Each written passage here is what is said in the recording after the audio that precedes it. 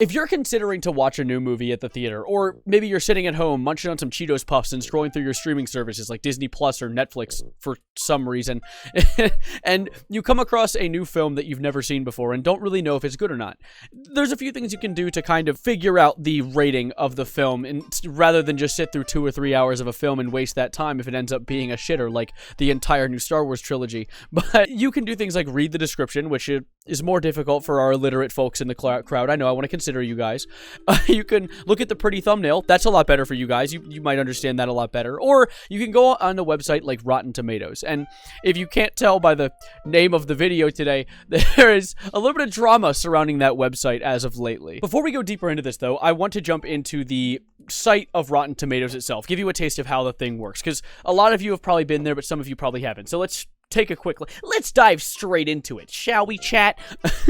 But as you can see, it is a site that you rate movies on, obviously. So you want to pick a random movie to read the rating for. Here, what about Paw Patrol, the Mighty Movie? Well, there aren't ratings out for it yet because it's not even close to releasing yet. You moron, come on, choose a better one next time. So instead, we'll choose one like, I don't know, Elemental. With Claude. And you can see that the ratings are not always that accurate when it comes to audience and the critics. And this is a bad example. This is actually relatively synonymous between the two of them. There are a lot of times where on this website, you'll come across people with like a rating of like 32 from the critics and like 80 something from the audience, or switch around vice versa. The critics are like, this is a banger. Oh my God. Picasso who? And then we have the audience being like, it was a war crime. You even put this into the theaters, AMC. I'm going to burn your building down. There's two different situations here, and it, more often than not, does happen on a lot of movies. And a lot of avid moviegoers who've looked at these reviewer sites often, like myself, I do like checking them out. A lot of people just kind of immediately default to the thought that, okay, well, the critics are idiots. The critics just don't know what they're talking about, and clearly they're just not relevant when it comes to rating these movies. But recently, there's been a release that came out that apparently a few different companies have been paying off Tomatometer and Rotten Tomatoes to up the ratings of their movies in the audience, not the audience score, the critics score, which is huge because the critics score is the one a lot of people look to first, considering it's the one that releases first because critics get early access to a lot of the movies. And a good example of this is actually one of the movies by Daisy Ridley, which happens to be the star of the new Star Wars trilogy, which I will bully avidly, but she was in a movie called Ophelia, and that movie apparently had very bad ratings, getting around 40 something, and to get on the Tomatometer as a fresh movie, you have to get above 60. It's kind of like a test in a school. If you get above a D, you end up winning. But apparently, it got much below that, in the 40s, and they had paid off a few critics, around $50 per critic, to bump the movie from 40-something% to 62%, putting it in the fresh category. The only issue is it is put into the fresh category completely immorally because it didn't deserve that rating. And of course, as of lately, what happened was the entire movie Ophelia wiped off of the Tomatometer. It was wiped, which means that not only that, but Daisy Ridley's list of movies that she's been in, Ophelia is no longer on that list, and that movie no longer exists on the list of the actors that have also starred with her in that movie. This has ended up hurting so many more than just the big CEOs with their thick money pockets. This has ended up hurting a bunch of actors as well as people who have put work into this movie, all because it didn't get the rating that the big people up top wanted, which is extremely selfish. And one of the big criminals here, one of the big men in the spotlight is Bunker 15. It is a critics company. It has a bunch of different critics for movies, and they allowed for the paying off of critics. And the issue is they would mainly grab very small and unknown names in the critic space. I don't know many critics' names, but I do know there are some that are very well known for either very highly rating movies or very low rating movies, being very critical or being very loose. And most of the critics that had reviewed these movies that were paid off are critics that don't fit into that bracket at all. They are just unknown.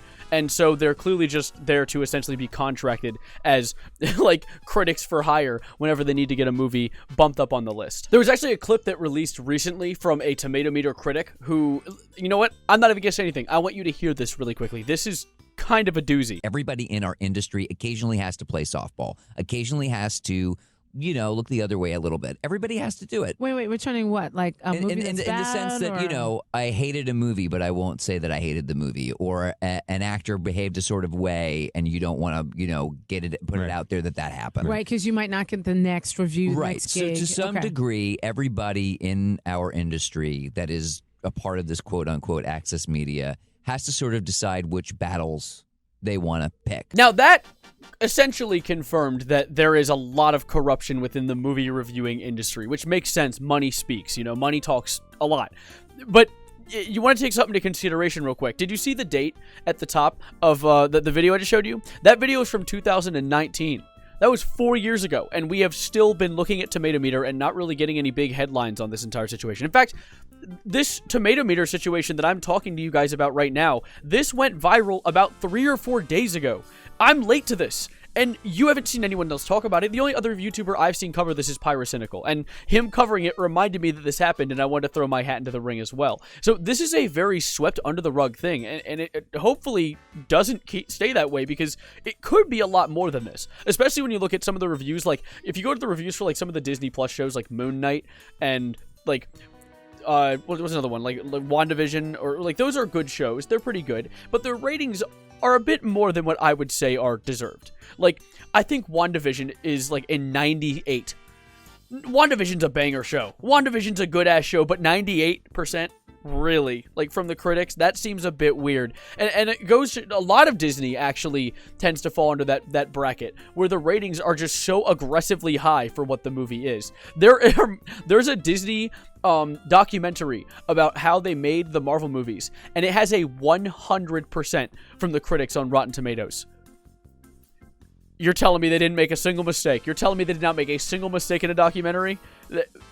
Okay, buddy. Okay, pal. Yeah, here it is. Wait, look at this. Like, where is it? Marvel 616, a documentary about the filmmakers. 100%. You're making a bit of a stretch. And if you keep scrolling up here, there's a few that are a bit questionable as well. Like, when's the last time you've heard of Soul? The movie Soul? 95%, by the way. It was gone. Haven't heard of it since. Raya and the Last Dragon. I've actually heard people say this movie has lost potential. It could have been something good and ended up not being good. And yet the rating is number 14 of all Disney Plus shows, or Disney Plus media, period. There's a lot of really weird anomalies in the data here that seem like it could be Disney maybe as well, sliding a dollar bill under the table and sliding a few schmeckles and being like, hey, bump that number up, please. Get up there. We want to be a big one. And at that point, there's not even any point to bumping it up aside from just the vanity of having a 90%er. But it just feels wrong overall. But that's about it for now. It sucks to see. By the way, I don't know if you noticed, but I'm actually trying to test a different pattern with my speaking in these videos. I talked a lot slower this time. I had been watching back some of my older content, and I realized I talk a million miles an hour. And when I watch it, it gives me anxiety. So I wanted to try a video where I talk a little slower, and I'll see if people like it or people think they're boring as shit. Let me know, though. I'd love to hear your input on this, because it is a different style for me. I'm trying to experiment to see what is best for me. I have to physically hold myself back from talking fast, by the way. Like, for me, it feels like I'm talking really, really slow, but in reality, I'm talking at what would essentially be a normal speaking pace. But whatever. Thank you guys for being here. Don't forget to subscribe if you are new, like the video as well, and help me on the algorithm, and let me know some comments below on if you've seen any other weird anomalies in data, or if you think that this Rotten Tomato stuff's always been mistrustful. And of course, for the song of the day, I'm actually doing a song that I have not heard in years, and I am in love with, and so I wanted to listen to it again, and it's called East Side, and it's with Halsey and Khalid. I think it is beautiful. I think it's a cute and pretty song, and I want you to listen to it right now. I'm going to add it to the playlist of songs of the day, and I'm going to be hopping out of here for now. Thank you guys for being here. Don't forget to subscribe. As I said, please do it. I will cry, and yeah. Thank you guys, and as always, adios, arrivederci, goodbye, good night, and the only accurate review on that goddamn website is the Phineas and Ferb movie with that 100%. I think that is deserved. Okay, anyway, goodbye. Get out of my video now.